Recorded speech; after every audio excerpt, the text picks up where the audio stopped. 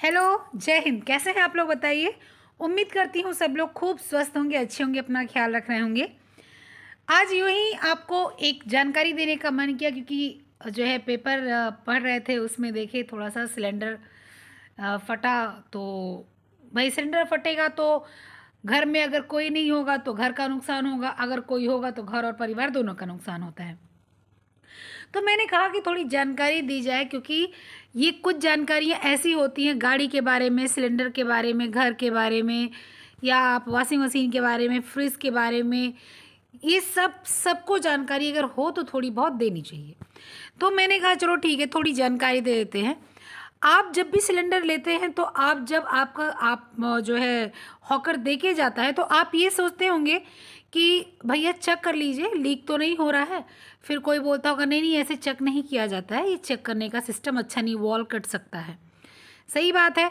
अगर जो है हमें सिलेंडर चेक करना होता है और अगर हम उसके पिन को जो है दबाते हैं तो वॉल कटने का डर रहता है, क्योंकि हमारे पास तो कोई उपकरण होता नहीं उसको चेक करने के लिए। तो वॉल कट सकता है, इसलिए उस तरह से भी नहीं चेक किया जा सकता। अब ये हद तक तो कहना कि जो है किस प्रकार से चेक किया जाए बात की बात है, क्योंकि कई बार सारी चीज़ें प्रोसीजर अच्छे से होती है, उसके बावजूद क्या होता है कि लीकेज का प्रॉब्लम आ जाता है। कभी आपका रेगुलेटर गड़बड़ होता है।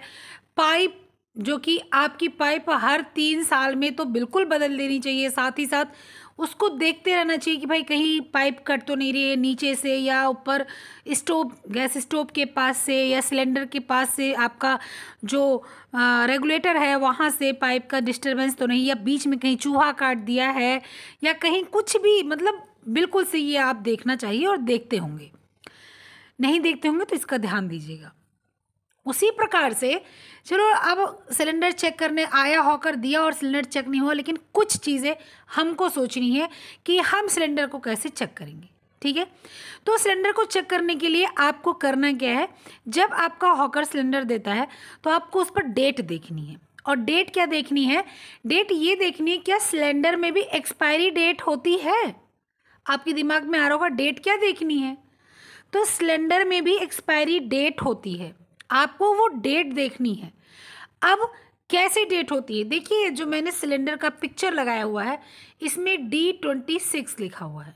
ठीक है, यानी इसका जो आखिरी डेट है वो लिखा हुआ है। ये समझने वाली बात है, ध्यान से सुनिएगा। हमारे सिलेंडर में ABCD 4 चीज़ें लिखी होती हैं, 4 अल्फ़ाबेट लिखे होते हैं, 4 अक्षर लिखे होते हैं। ABCD, A25, A26, A28, B25, B27, B28 ऐसे लिखा होता है। C के सामने भी लिखा होता है D के। देखिए जो 25, 24, 23, 26 ये आपका ईयर होता है। ठीक है, मान लीजिए लिखा हुआ है आपका सिलेंडर आपने लिया और C23 लिखा हुआ है, तो आप समझ लीजिए कि इसी साल इसकी वैलिडिटी ख़त्म हो रही। अब ये सिलेंडर मैं नहीं ले सकती क्योंकि इसके लोहे में जंग लग गया होगा, या अंदर से जो इसके वो किए जाता है ना, बिल्डिंग की जाती है, देखिए बिल्डिंग होती है जो आधे पर से, वो खुल सकती है, इसलिए इस पर भी एक्सपायरी डेट होती है। एक्सपायरी डेट आपकी क्रीम में होती है, आप क्रीम लगाना बंद कर देते हो। आपके दवा में होती है, आप दवा खाना बंद कर देते हो। आपके किसी सामान में होती है, जो चीज़ें आपके लगाने वाली हो या खाने वाली हो या कपड़े धुलने वाली हो या कुछ भी, आप उसको बंद करते हो। उसी प्रकार से जब सिलेंडर लेके आपका हॉकर आता है तो आप बिल्कुल देखो कि इसमें डेट क्या दी है। अब आपका 23 ख़त्म होने वाला है, दिसंबर के बाद अगर 23 की सिलेंडर आएगा तो आप नहीं लेंगे। ठीक, चलिए ये आपको पता चलता है 23 लिखा है यानी 2023, 24 लिखा है 2024, 25 2025, 26 2026, 27 2027, 28 2028। ये आपका उस 26, 25, 23 का राज हो गया। अब ABCD का राज क्या है इसको समझिए। ABCD ये आपका बटा हुआ है 3 महीनों में, यानी ए आपका बटा हुआ है जनवरी, फरवरी, मार्च में, यानी कि अगर लिखा हुआ है A26 यानी कि आपका मार्च 26 तक की ही वैलिडिटी है सिलेंडर में। ठीक है, अगर बी लिखा हुआ है B26 यानी कि अप्रैल, मई, जून, अप्रैल, मई, जून 3 महीना सेकेंड फेज अप्रैल मई जून की वैलिडिटी है। जब जून आएगा तो आप सिलेंडर नहीं लेंगे।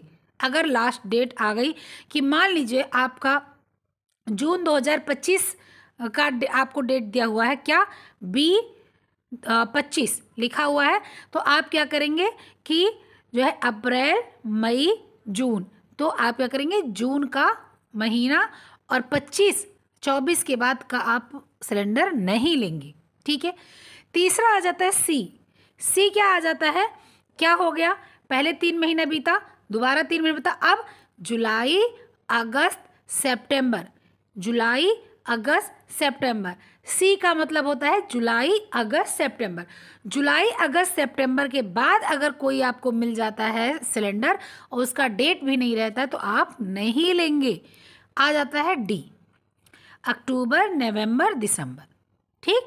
अब जैसे इस सिलेंडर पर लिखा है D26, यानी कि दिसंबर 26 तक इसकी वारंटी है या गारंटी है या वैलिडिटी है, उसके बाद इस सिलेंडर की वैलिडिटी नहीं है। तो एक तो मुख्य रूप से आप देख सकते हैं, जैसे हम लोग कोई डालडा, तेल, घी, चना, मटर, मूंगफली दाना और बहुत सी हल्दी, गरम मसाला, नमक, ये सारी चीज़ें हम लोग किचन में उपयोग करते हैं। अपनी cream, powder, foundation, lipstick, brush और जो है कोल्ड क्रीम, वो हॉट क्रीम, जो जो बवाल आता है सब हम लोग जब दुकान पे जाते हैं तो डेट देखते हैं, एक्सपायरी डेट देखते हैं। जब हमें लगता है नहीं एक्सपायरी डेट है इसकी ये है तो हम ले सकते हैं। अब अंदर केमिकल क्या मिला है वो तो बात की बात है, रिएक्शन कर जाए तो भाई डेट भी अच्छी थी, मैंने यही चीज़ें यूज़ की हैं, पहले भी हम लोग जो है वो क्या ट्रेसमे, सनसिल्क और क्या उसको दुनिया भर का Dove head and shoulder shampoo use करते थे, इसका डेट भी था। अब बाल झड़ने लगा या बाल खराब हो गया तो वो उसकी केमिकल का रिएक्शन हो सकता है, वो बात की बात है। लेकिन मुख्यतः जब हम लोग डेट देखते हैं तो ये दिमाग में कम से कम 90% हम लोग एकदम फ्री हो जाते हैं कि ये अंडर डेट है, यानी ये अब नुकसान नहीं करेगा। तो आपको ये ध्यान रखना है, सिलेंडर जब भी लीजिए तो ये चीज़ें ज़रूर देखिए। चलिए फिर मिलते हैं इसी तरह अच्छी जानकारी के साथ। तब तक के लिए ख्याल रखिएगा, सुरक्षित रहिएगा और बहुत ज़्यादा अपना और अपने परिवार का ध्यान रखना। बाय।